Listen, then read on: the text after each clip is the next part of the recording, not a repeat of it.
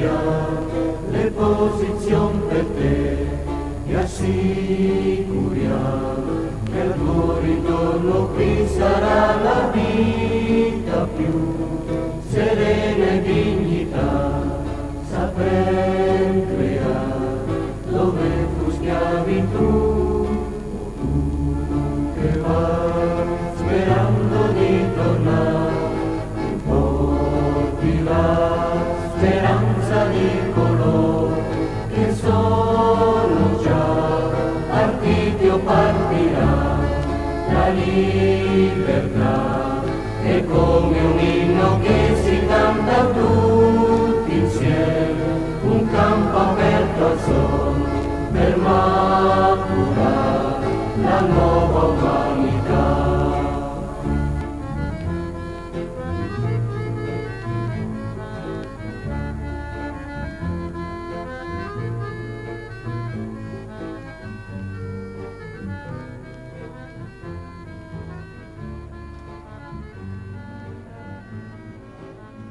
Molti, stipati negli angusti spazi degli ascensori, presero la dura decisione durante l'infinita discesa verso le gallerie sotterranee. Altri vinsero la paura, ma si arresero di fronte alle taglie invase dalla polvere. Alcuni capirono immediatamente di non poter lavorare lontani dalla luce del sole, senza riferimenti con il mondo esterno.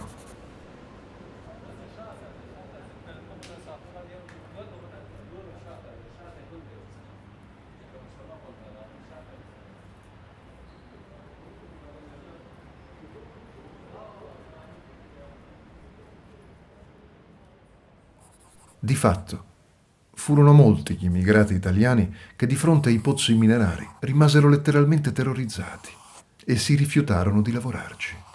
Ad attenderli c'era il Petit Château, a Bruxelles, una via di mezzo tra una caserma e una prigione.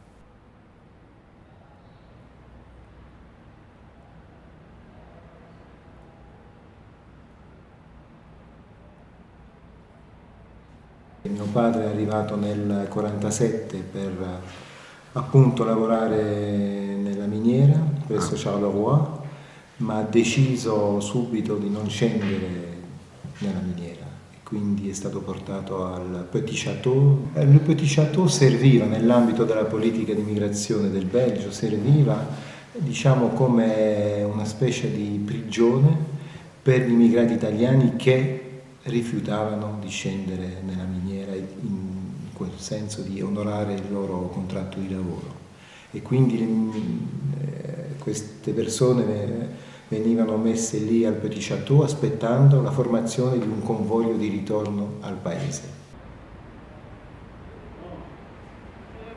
This afternoon we meet at 2:45 at the gate.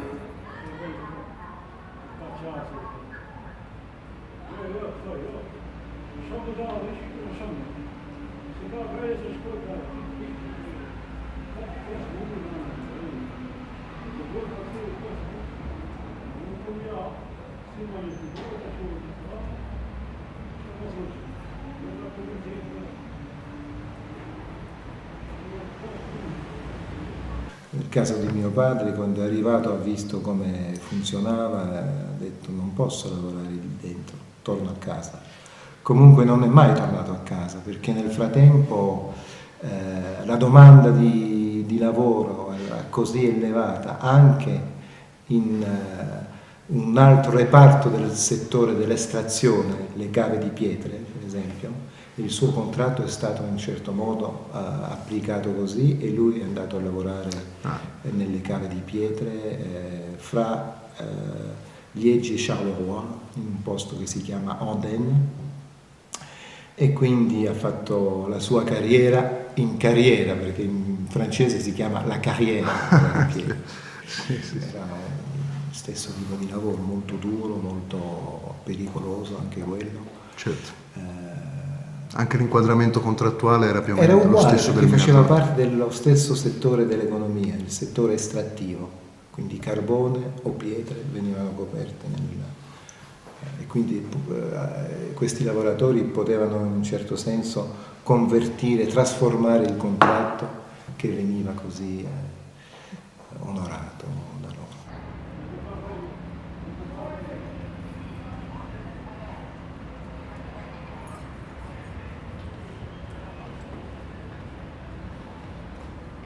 Ma i racconti delle persone rispedite in patria, dopo aver rifiutato la miniera, non scoraggiavano lo spirito di chi in Belgio era disposto ad arrivarci comunque, anche senza contratto, come ci spiega Maurice Goffin, commissario di polizia a Châtelet, alla metà degli anni 50.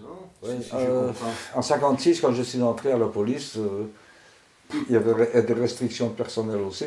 Alors j'ai fonctionné pendant 3 ans la nuit tout seul.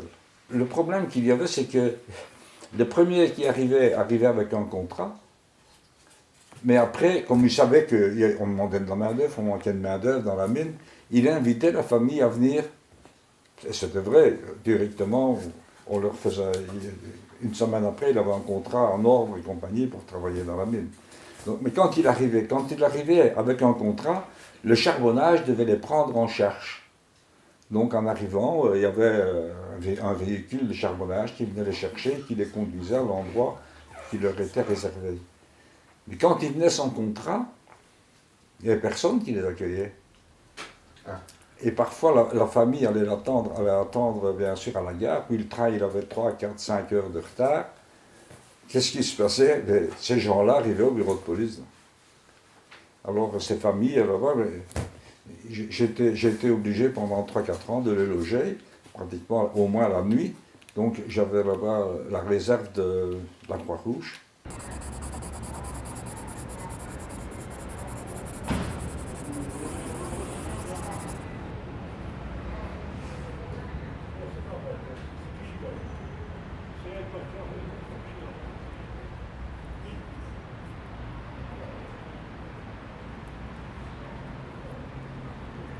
Et généralement, il y avait un membre de la famille qui travaillait dans le charbonnage et qui avait déjà prévenu qu'il allait arriver.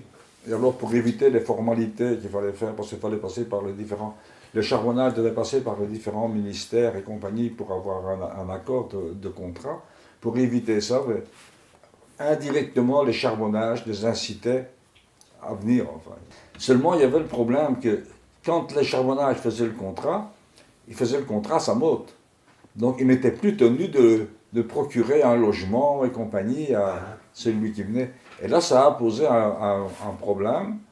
Moi, j'ai vécu ça et j'étais pas fort content. Tous les propriétaires ici de la région qui avaient des taudis, elle peut en parler, elle le sait, des taudis ou des petits appartements en mauvais état et compagnie, que les Belges n'auraient plus occupés, eh bien, on les a refilés à toutes ces personnes-là, qui ont été obligées de vivre dans des conditions qui n'étaient pas.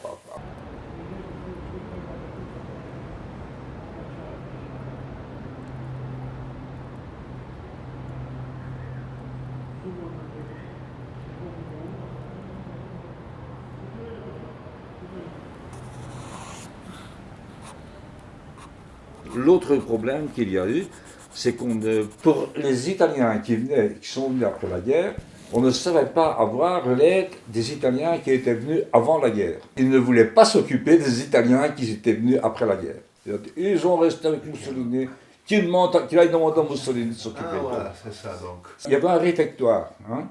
Eh bien, on essayait de les mélanger. Le directeur et le contremaître, le chef de service, refusaient. Hein. Pas ceux qui venaient d'arriver, pas les nouveaux, hein. Les anciens refusaient de se trouver dans le même endroit que les autres. C'est assez... Et alors, j'ai connu ça aussi en 56, ici. C'était pas facile de voir les anciens qui participaient, même dans les cantines. Hein. Parce que, bon, partout un petit peu, la même région se rassemblait dans un café, si on veut, un endroit de réunion, ils se retrouvaient. Eh bien, même dans ces endroits où ils se réunissaient, c'était difficile de trouver un ancien Italien qui allait avec les nouveaux. Hein. C'était très rare quand on en trouvait un. Il y avait toujours ces problèmes d'intégration parmi les Italiens. Oui, L'animosité était plus grande entre les anciens, les Italiens pendant la guerre et les nouveaux, qu'entre les Belges et les nouveaux. Eux, Ça, en c'est général, très, très intéressant, ça. il y avait une solidarité. Hein. Bon, ça s'est estompé après, bien sûr, après un certain temps, mais il a fallu. À la carrière, il a fallu au moins 6 mois pour qu'ils commencent à se parler l'un l'autre. Même en travaillant, ils ne se parlaient pas. Hein. La fuga da un punto determina una traiettoria futura, il moto di un corpo intento a desiderare. La proiezione di 3 linee che viaggiano in direzioni diverse. Una tridimensionalità spaziale in 3 tempi, ossia la memoria di un evento mai passato, Marcinelle, Bois du Casier. I raggi di un'architettura in divenire, Le Petit Château. La mano che tocca una distanza, l'arte.